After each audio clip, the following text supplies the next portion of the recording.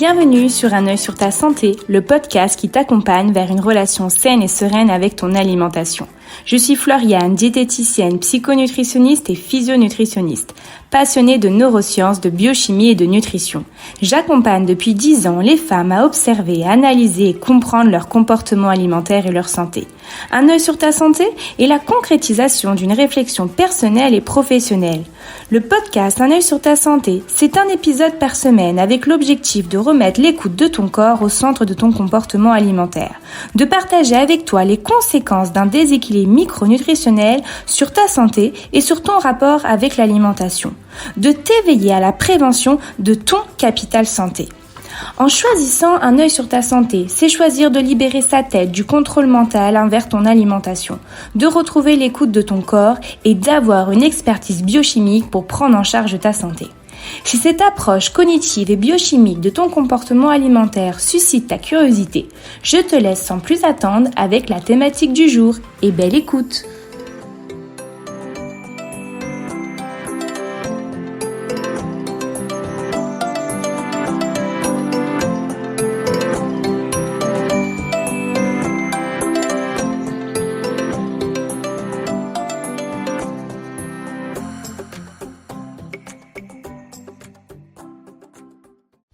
Bonjour, j'espère que vous allez bien.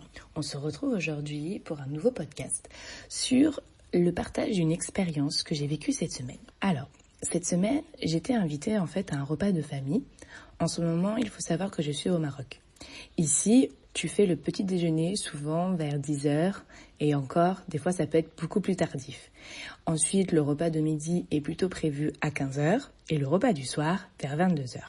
Bon, il y a aussi ce qu'on appelle le casse-croûte de 18h, mais ça, c'est une autre histoire. Et en fait, ce jour-là où j'étais invitée, nous avons pris le repas de midi à 16h. Donc c'était tardif par rapport à nos habitudes, parce que nous, en ce moment, on est plus sur un 13h30, 14h. Donc, on fait le repas de midi à 16h, on finit de manger et on décide de prendre de la route pour rentrer. Donc, on emprunte le chemin du retour aux alentours environ de 18h. Et à peine monté dans la voiture, mon mari me dit « On s'arrête sur l'autoroute, se faire un tagine ?» Et je te laisse imaginer ma tête. Nous avions en fait 1 heure de route. Mon mari me connaît et il sait qu'à l'heure à laquelle nous rentrerons, je n'allais pas préparer à manger et limite même pas manger du tout, vu qu'on avait fait déjà un bon repas à 16h.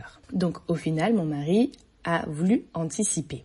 Il voulait absolument s'arrêter manger un tagine. En vérité, cela faisait plusieurs fois qu'on voulait s'arrêter dans ce restaurant, mais nous n'en avions pas encore eu l'occasion. Et là, il était pile sur le chemin du retour. C'est un restaurant qu'on connaît, qu'on apprécie fortement et qu'on sait qu'on y mange très très bien. Je me retourne dans la voiture et je demande donc à mes filles si elles ont faim. Elles me répondent « Oui !» toutes les deux en chœur. Au final, elles n'avaient pas réussi vraiment à attendre à 16h, elles. Donc, elles avaient mangé une succession de fruits entre 11h du matin jusqu'à environ 14h parce qu'en fait, elles avaient très très faim et elles n'arrivaient pas à patienter. Et au final, lorsque le repas était arrivé à 16h, en fait, elles n'avaient plus faim. Du coup, quand j'entends mes filles dire oui, mon mari, je le regarde et en fait il était sauvé. Les filles ont faim, donc du coup on décide de s'arrêter. Les filles et mon mari étaient vraiment ravis de retourner dans ce restaurant qu'on apprécie tant, mais moi j'étais dégoûtée de ne pas avoir faim. Alors ce que je veux aujourd'hui vous expliquer, c'est le lien indissociable entre la faim et le plaisir alimentaire. Ce lien était absent ce jour-là. Je savais que je n'allais pas apprécier ce repas. Et au final, ma bouche, mes papilles gustatives savent à quel point les plats de ce restaurant sont exceptionnels. Donc, j'étais frustrée que l'on s'arrête au restaurant ce jour-là, ce jour où je n'ai pas faim. J'aimerais donc partager avec toi les options qui ont traversé mon esprit. Option 1, je me suis dit, tant pis, je mange, même si j'ai pas faim, de toute façon c'est trop bon et je l'aime trop ce restaurant. Option 2, non mais j'ai pas faim, et puis de toute façon je vais me sentir mal, je vais me sentir lourde, et puis de toute façon j'ai pas envie de manger en fait. Donc, je mange pas. Option 3, picorer.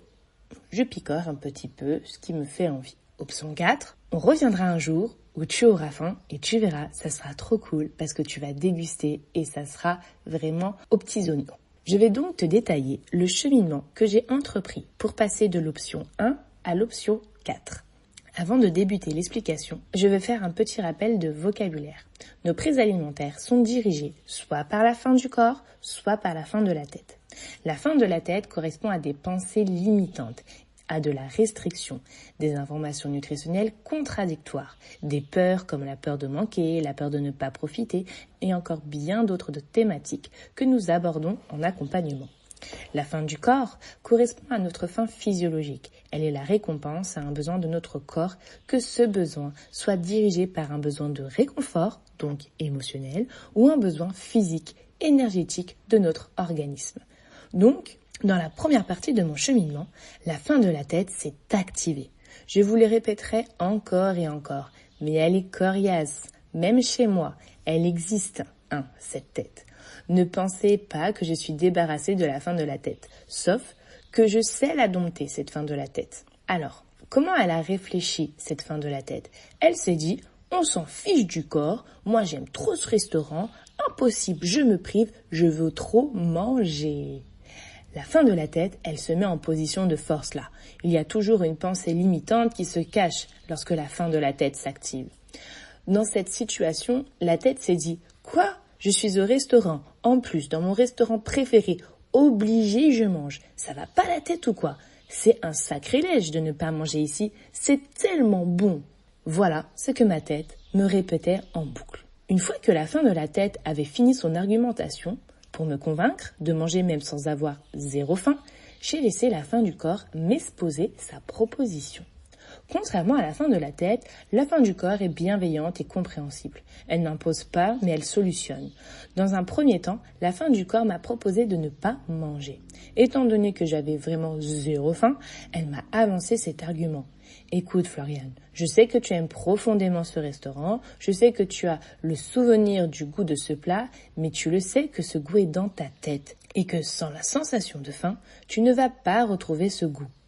La tête te convainc que si, mais toi, tu sais que l'explosion de saveur dans la bouche ne sera pas au rendez-vous. Alors, pourquoi la faim du corps m'a exposé cet argument ? Parce que tout simplement, plus nous avons faim, plus les papilles gustatives sont sensibles, plus nous ressentons le goût. Et quand tu n'as pas faim, tes papilles gustatives sont en veille, le goût n'est pas à la hauteur. Tu n'as pas ce que moi j'appelle les étincelles dans la bouche. Pour te donner une référence, tu as forcément un jour attendu longtemps avant de pouvoir manger parce que tu étais à un rendez-vous et que ce rendez-vous a duré et que toi, bref, tu avais la dalle. Rappelle-toi l'effet que tu ressens quand tu as la dalle et que tu prends ta première bouchée. Tu ressens de l'apaisement, du soulagement et de l'explosion dans la bouche. Quand nous sommes dans cette situation, nous sommes profondément reconnaissants de pouvoir manger. On saisit la chance. L'importance de manger. On saisit le sens réel de manger. Une fois que la faim du corps a mis KO ma faim de la tête, elle a poursuivi avec le cheminement de l'option 3, qui était « tu pourras picorer ». J'ai donc pendant ce repas picoré une salade d'aubergine que j'apprécie, mais je n'ai pas touché au plat. Et puis, au bout de quelques bouchées, j'ai dit stop. Stop, parce que je ne retrouvais pas l'étincelle. Quelques heures avant, j'étais frustrée et puis cette frustration a été remplacée par l'acceptation. L'acceptation de ne pas avoir faim, l'acceptation de ne pas rater quelque chose, mais que juste aujourd'hui, mon corps ne pouvait et ne voulait pas de mon restaurant préféré. Alors ma tête et mon corps se sont mis d'accord et ont choisi l'option « on reviendra un jour quand tu auras faim ». La plupart des personnes associent automatiquement restaurant et plaisir alimentaire. Pour eux, les deux vont ensemble, sauf que le vocabulaire n'est pas bon. En fait, ils associent restaurant et idéalisation alimentaire. Et l'idéalisation est bien différente que le plaisir alimentaire. D'ailleurs, on en parle dans un précédent podcast, alors file l'écouter pour continuer la réflexion du jour.